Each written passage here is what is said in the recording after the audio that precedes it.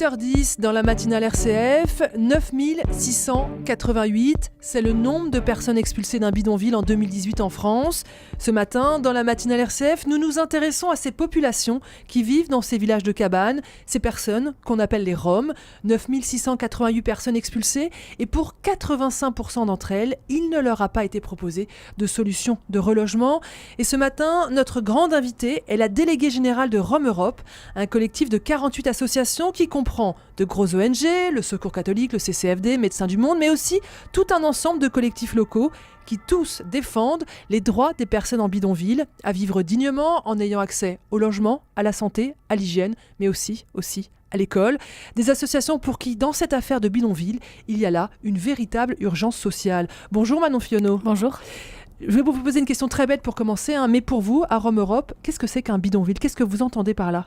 Ce qu'on appelle un bidonville, c'est effectivement, vous le dites, un village de cabanes. C'est en tout cas des baraques qui sont faites de tôle, de carton, de bois, de tout ce qui est fait avec une très bonne aptitude des personnes à construire des baraques, des personnes qui faute de mieux, par précarité avant tout, finissent par quitter leur pays d'origine, souvent la Roumanie et la Bulgarie pour le public qui nous intéresse, et qui arrivent en France sans logement, sans ressources, et qui finissent par construire des petites baraques dans lesquelles ils font leur domicile, leur chez-soi. Donc c'est des endroits qui d'extérieur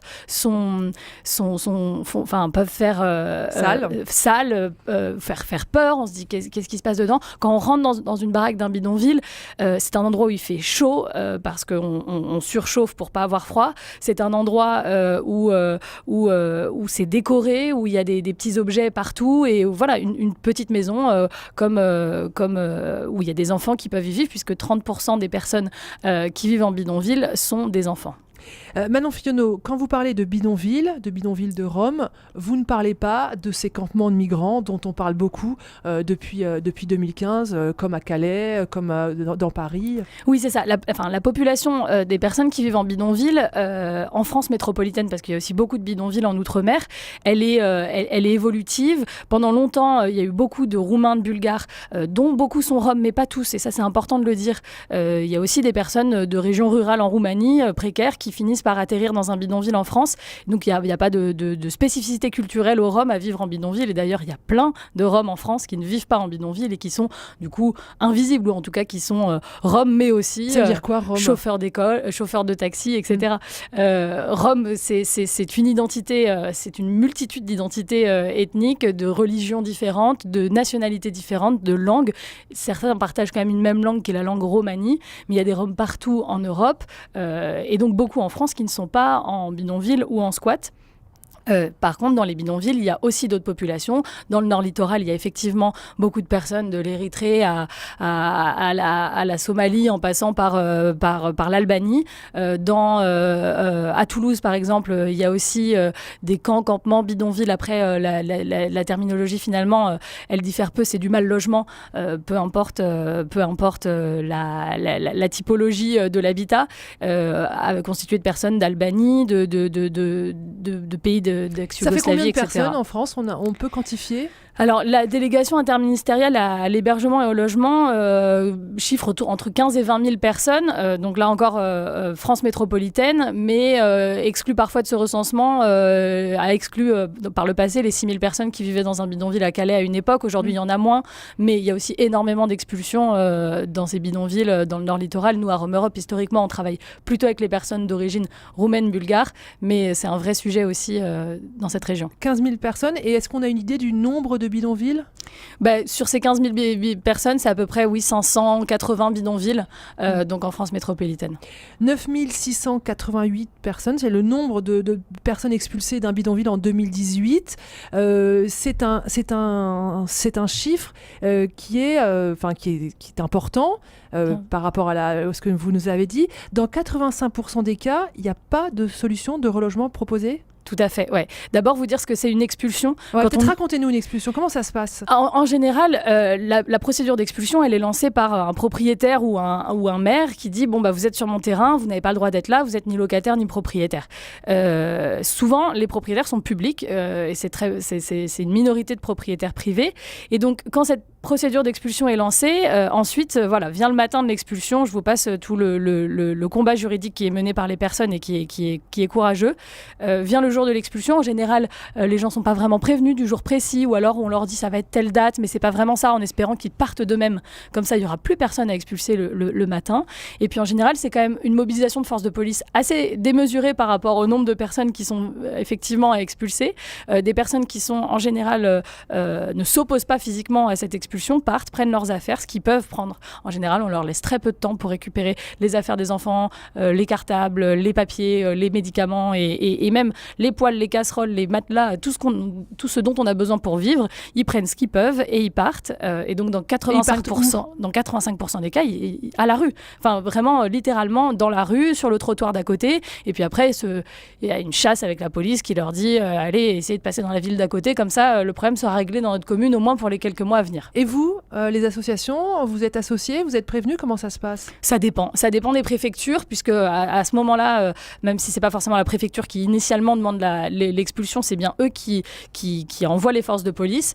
Les associations sont assez rarement associées à ces procédures d'expulsion, non. Alors, il y a une raison de se réjouir, c'est que le chiffre est en baisse, 9688, le chiffre a baissé. En revanche, vous nous dites que les expulsions ont augmenté, plus de 45%. Qu'est-ce que ça veut dire ? Ça veut dire en fait que la logique et la politique des expulsions, elle est toujours là. Elle est en augmentation. On continue de se dire, pour résoudre le problème, il faut expulser ces gens. Nous, on continue de dire, non, c'est pas du tout ça la solution. En fait, c'est plutôt une multitude de plus petits lieux qui sont expulsés. Donc avant, on avait fait 120 expulsions l'année dernière qui concernaient plus de 10 000 personnes. Là, on est plutôt à 170 expulsions. Donc c'est des lieux plus petits avec moins de personnes. Mais la logique est la même et surtout l'absence de solution est toujours là. Vous parlez de fragmentation des bidonvilles.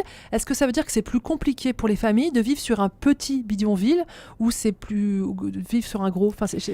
En fait, c'est pareil. Vivons cachés, vivons heureux. Un bidonville où il y a 300, 400 personnes, c'est forcément un endroit plus compliqué à vivre. Donc c'est mieux que ça soit fragmenté.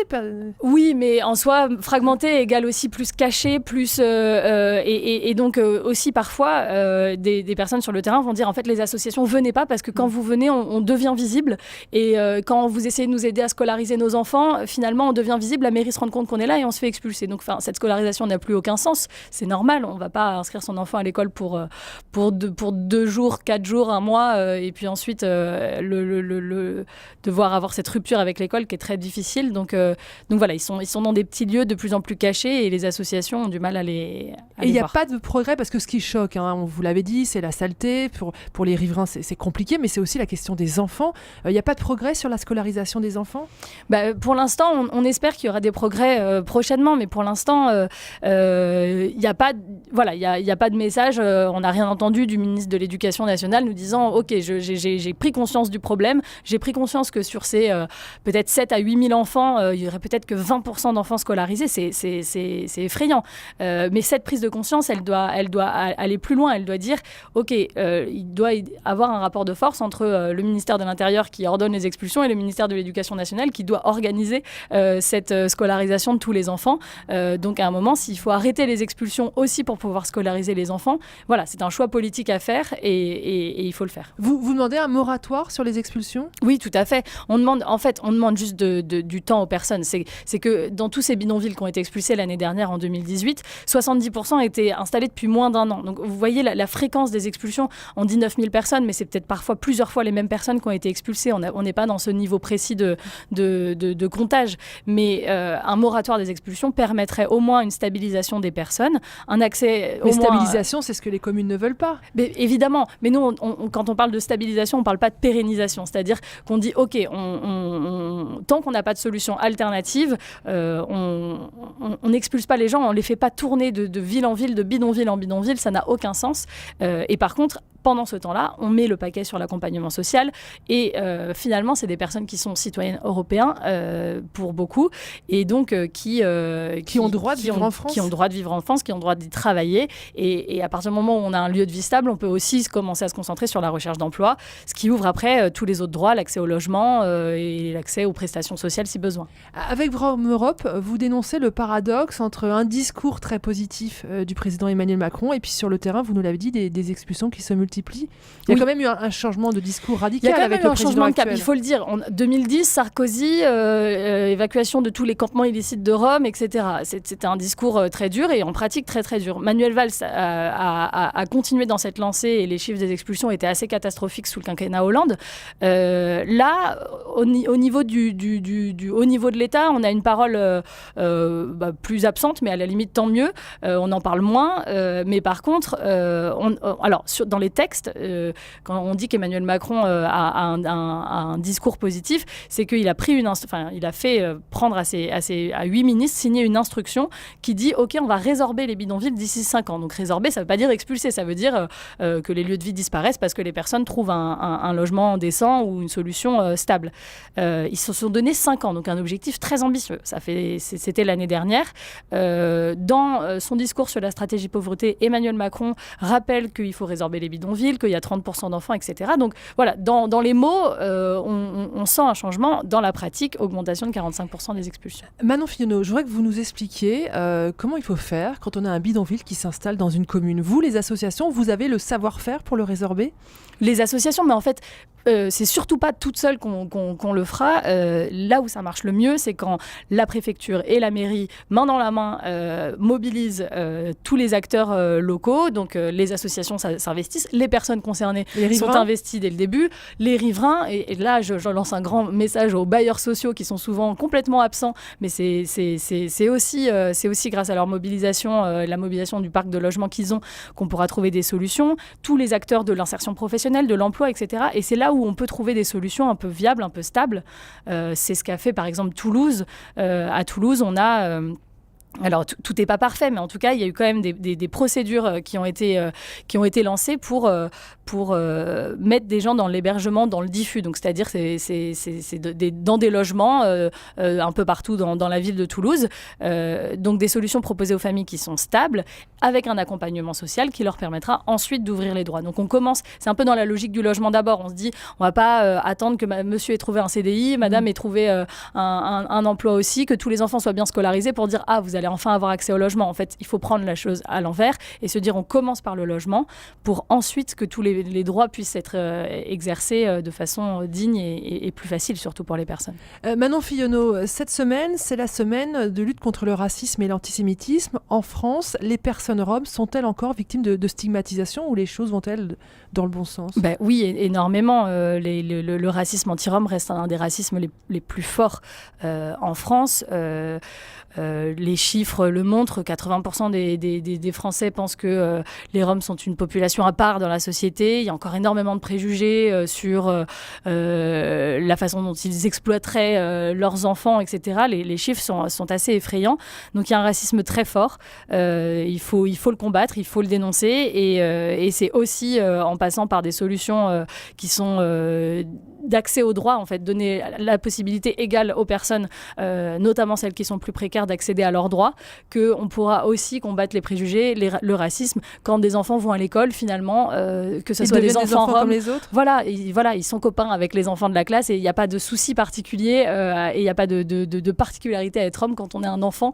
Et donc ça, c'est absolument essentiel. Et c'est aussi en arrêtant de mettre ces barrières et de discriminer à l'entrée de tous les droits, que ce soit l'accès à un compte bancaire ou que ce soit l'accès au logement et à l'école. Tout ça, c'est compliqué. Tout est extrêmement compliqué. Tout est beaucoup plus compliqué. Un, quand on est précaire, et deux, quand on est précaire et rom. Et ça, voilà, c'est une double discrimination raciale sur la question de la précarité et sur la question du lieu de vie. Manon Fillonneau, aujourd'hui, on peut avoir passé des années dans un bidonville et ensuite retrouver une vie normale. Vous connaissez des familles qui s'en sont sorties ? Oui, bien sûr, et c'est important de le dire. Il y a des familles qui s'en sont sorties, qui ont trouvé leur voie, leur projet, et puis une stabilité, qui ont trouvé un logement dont les enfants vont bien, les petits-enfants vont bien. Et il y a plein de parcours comme ça réussis. Je vous recommande le film 8 avenue Lénine, par exemple, qui parle de ce parcours d'une famille de la mère aux petits-enfants et qui, dans une ville à Cher, a réussi un parcours formidable. Et c'est pas des exceptions. Il y a plein de gens qui s'en sortent. Et puis finalement, après, voilà, c'est juste des citoyens comme les autres. Et il n'y a pas de fatalité à être rom en France. Absolument pas, non. Merci beaucoup Manon Fillonneau d'avoir été la grande invitée ce matin de la matinale RCF. Je rappelle que vous êtes la déléguée générale du collectif Rome Europe qui regroupe 48 associations en France. Merci beaucoup. Merci.